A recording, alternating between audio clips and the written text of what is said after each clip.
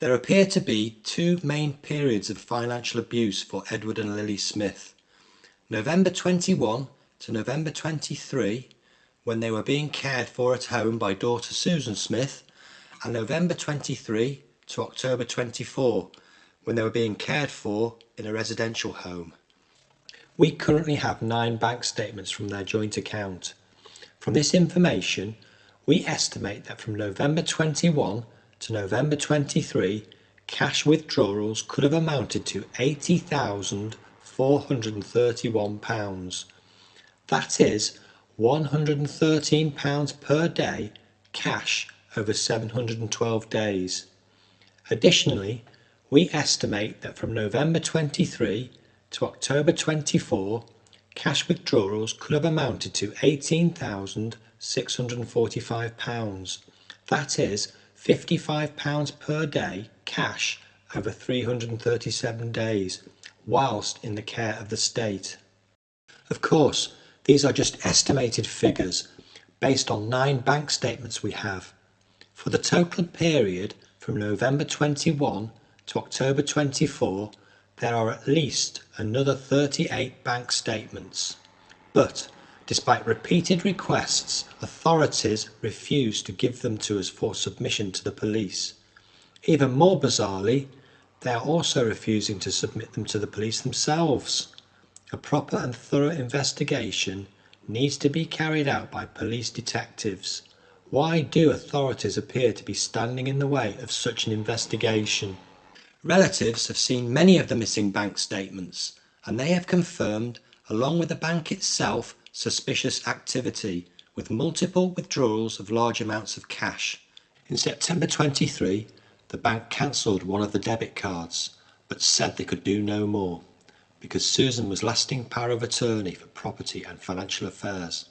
Relatives have given many bank statements to authorities, but for some reason they are holding on to them and refusing to give them back. Anyway, we definitely know a bank statement seen in November 21 had a closing balance of around £40,000, and the bank statement for May 22 had a closing balance of £20,833. This shows a reduction in balance of around £19,167. That is £3,195 per month over about 6 months. Edward and Lily both had significant health issues, including cognitive decline. Considering they were essentially housebound, that sort of spending seems excessive and highly suspicious. Also, this information is based on bank statements from their joint account. There were at least 3 other bank accounts Susan had access to. So the financial abuse Edward and Lily were subjected to, right under the noses of bungling authorities, is likely to have been much worse. Rest assured, we will post this information when we get it. Here are redacted copies of the bank statements we currently have. Cash withdrawals are highlighted in pink. We will post more bank statements when we get them, no thanks to authorities, who for some reason appear to be hiding this information. We have also included extracts of telephone conversations with Edward and Lily Smith, who are clearly suffering with dementia and in a state of utter confusion, vulnerable, powerless, and unable to protect themselves. Fuller versions of these telephone conversations are included, in chronological order, in our previous video, Financial Abuse Part 1. At times, Edward and Lily struggle to remember what Susan has told them, that eldest son Richard or niece Joy could have taken the money, yet most of the cash was withdrawn using debit cards she had in her possession, with a number of large withdrawals even being made at her local village post office. Bank statement for May 22. This shows 25 cash withdrawals amounting to £3,170. That is £106 per day cash over 30 days. All gone and unaccounted for, including state pension £341, personal pension £340, pension credits £538, attendance allowance £370. don't understand what's going on. This is the problem. You're not picking out 400 or 500 out the bank. Well, according to Richard... You don't know about it when I went to the bank. No, well, this is it. You don't, because you and Dad don't know what's going on properly.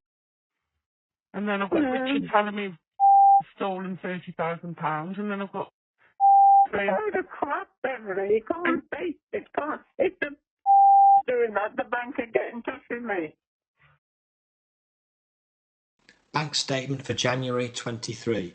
This shows 33 cash withdrawals amounting to £4,670. That is £151 per day cash over 31 days.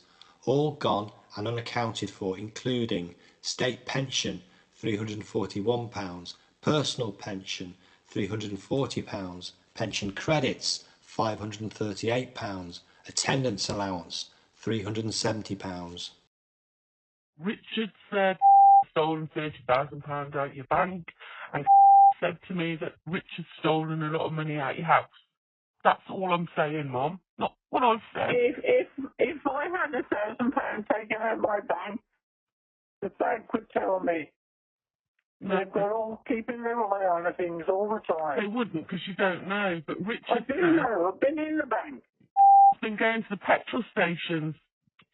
Yeah, I should take me shopping and get petrol. Got to get petrol to make it walk. Bank statement for March 23. This shows 7 cash withdrawals amounting to £1,490. That is £53 per day cash over 28 days.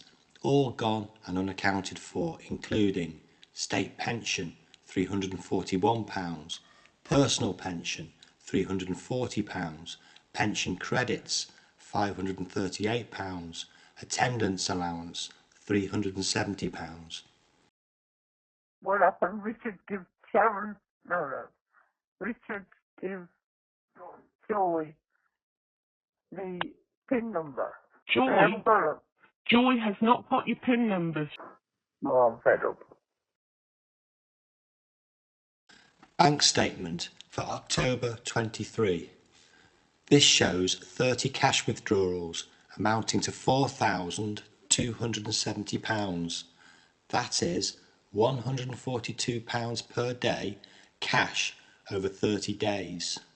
All gone and unaccounted for, including state pension £375, personal pension £347, pension credits £575, attendance allowance £407.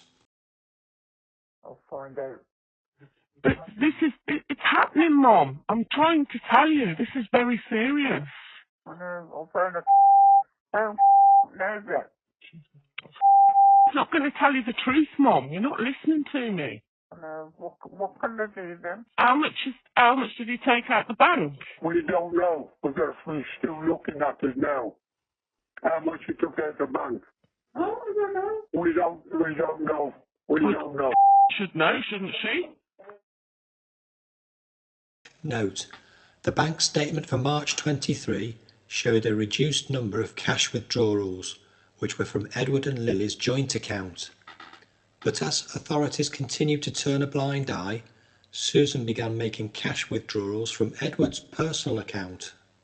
Edward's bank statement for April 23 shows total money out as £3,749, and his bank statement for August 23 shows total money out as £7,260, and his bank statement for July 23 shows 22 cash withdrawals amounting to £4,419.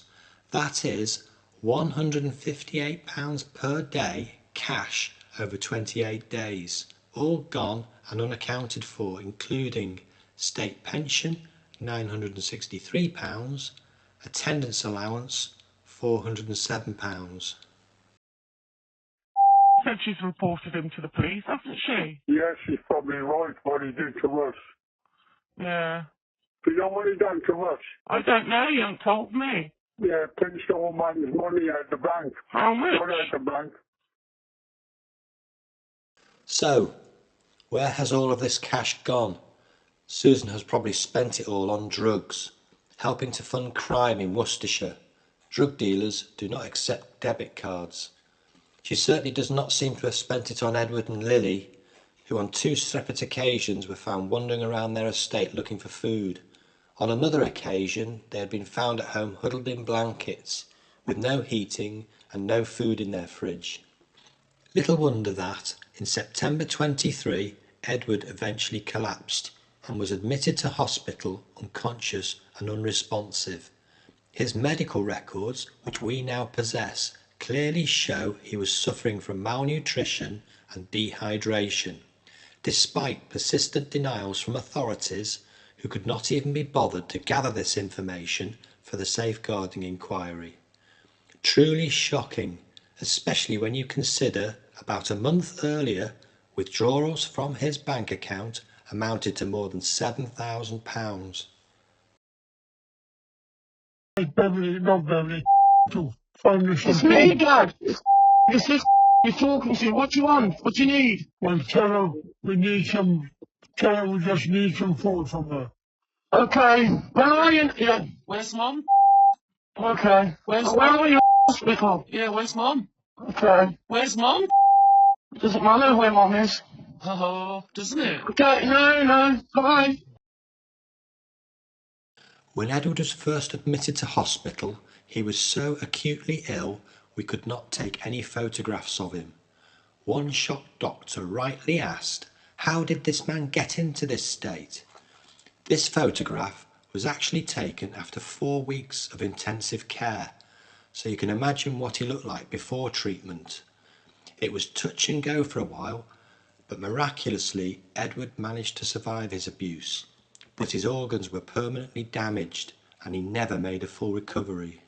Eventually, authorities were forced to safeguard Edward and Lily in a dementia care home, but they failed to learn from their mistakes and continued to ignore our warnings.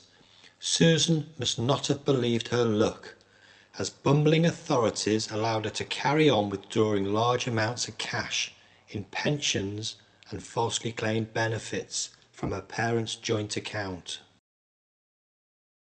Bank statement for June to October 24. This shows 57 cash withdrawals amounting to £8,465. That is £55 per day cash over 153 days, whilst in the care of the state.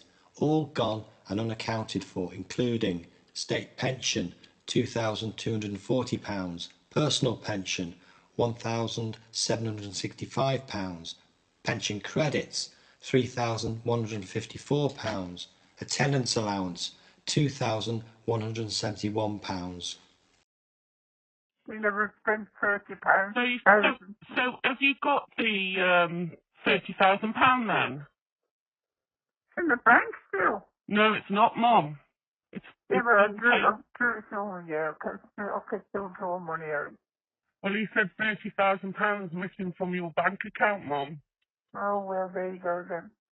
What day is it, Mum? Do you know? Sunday. Saturday. No, it's not. Oh well, I don't I'm know. getting money to give him from you, from him. We're going to live ourselves, so I can't keep giving money away and away. Well, Can't do it.